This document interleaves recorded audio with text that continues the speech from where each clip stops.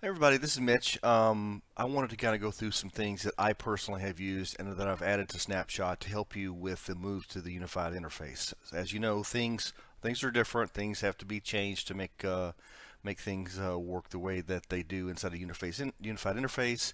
And so I've added a few little things here and there to help us do that. So most of the time when you're trying for that kind of thing, it's all user related or all user interface related. Sorry. So what I did was select the entire customizations section for the report and also the analysis and the developer tools because we're going to need a little bit of everything from everywhere. So if I look at the customizations folder, one of the things that I know I'm going to need is this analysis um, uh, report here. And there's lots of things in here that we're going to need. So first and foremost, again, this is the custom field summary, so it tells us what fields we have available to us that have been added to the system by either yourself or a third-party vendor. The customization analysis is a good jumping off point to figure out where do we have to start to do analysis. So in particular, what we're looking for are the JavaScript and the ribbon commands. So as you can see here on this one, I've got five pieces of JavaScript on the account, 5 on lead, 1 on marketing list. I've got a custom ribbon command here and there. And the idea here is what I'm going to do is I'm going to sort this and figure out, okay, here is my list of things that I'm going to have to work on. Okay, because I know they've got JavaScript. They have a custom command, which means they probably have a custom button on the ribbon, and all of these things have to be analyzed in order for me to proceed. Not so much of value during the migration, but it is something to look at. Is do we have unused web resources? One thing that is good is our images in use. So again, this is images that are used within the system. Here is the number of times that they have been used. And what this allows us to do is figure out what do we actually have to change. As you can see from this, there's lots like this is click dimensions, different things in here that are part of third-party solutions. All of these hopefully will be upgraded by the vendor themselves, which they did. And then what you are left with is just your stuff. So what you do is you can go over here to the publisher and you can basically just take out the unfortunately this is going to take out everything because I don't have any custom stuff of mine in here, but if I did have custom stuff that I had created, it would be left over, and then that would, okay, those have to be converted to SVG format. Okay, so that's kind of the first step that we have to do. So basically find out where we have JavaScript and custom buttons on ribbons, find out the images that we have to look at, and then we'll just go from there.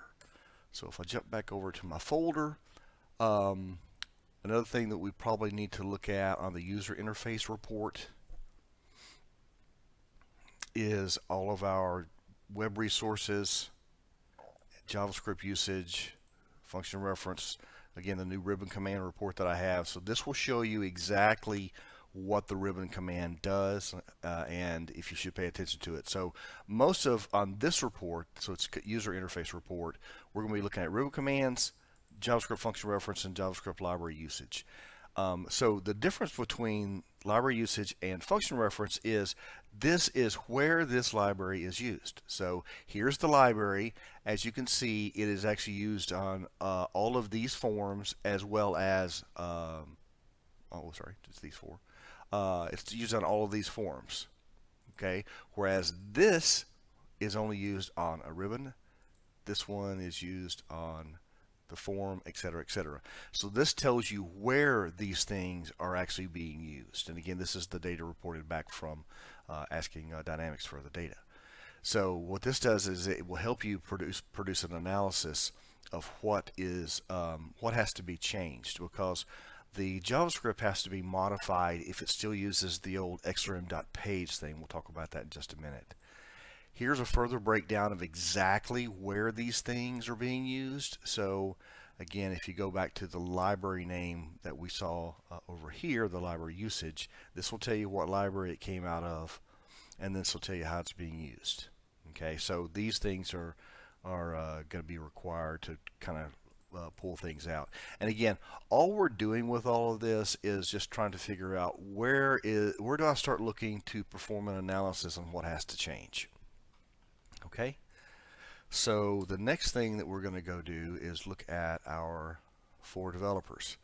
Now I have a folder here. I didn't really review it because it's kind of obvious what's in it, but it's all the JavaScript in the system that I could pull out. Now, I'm not going to get into the ethical things about why I did this. This is proprietary code in a lot of places for some people. So if anybody's offended by that, I truly apologize.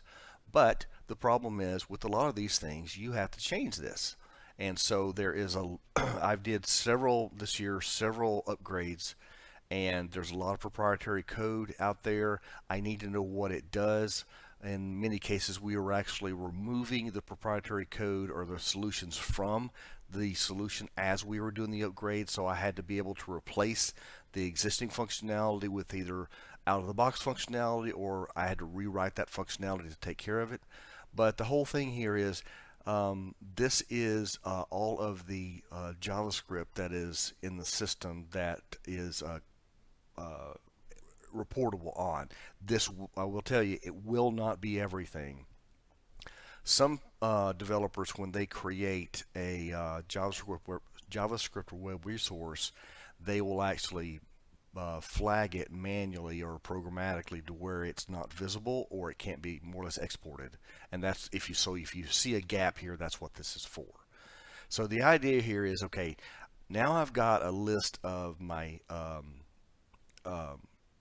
resources that I have. Now I have to go through and look and see what's going to be need to be changed here.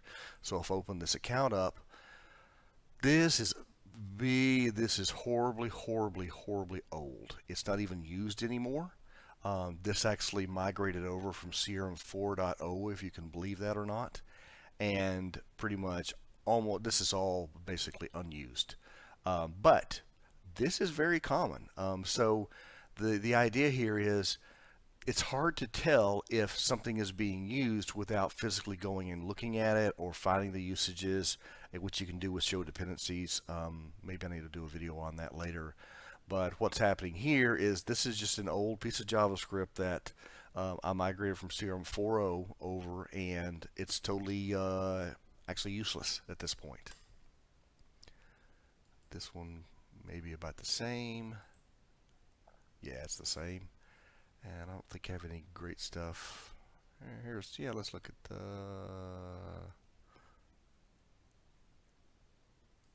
that one. That's probably new. Okay, so this one uses the form context. So this is the current 9.0 way of doing things, Dynamics 365 version 9.0 way of doing things. So that one's probably good.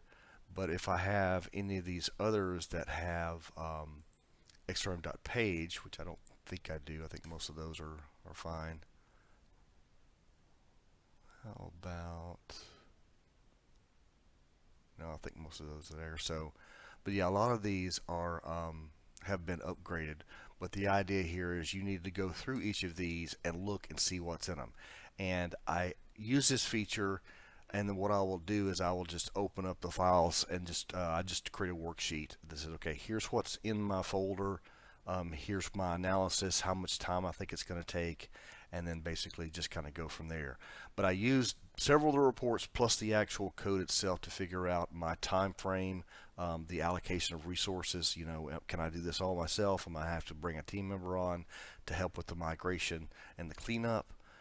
So it's really kind of up to you. But these are the kinds of tools that I use. So basically, it's several of the Excel reports along with the actual JavaScript itself that's in the for developers, and that's what I use to do the stuff with. So again, every situation is going to be different, but you're going to have some of the same commonality. So basically, it's just a matter of getting everything put into one or two places that you can consolidate, and then develop a time frame and a project plan for getting everything migrated over.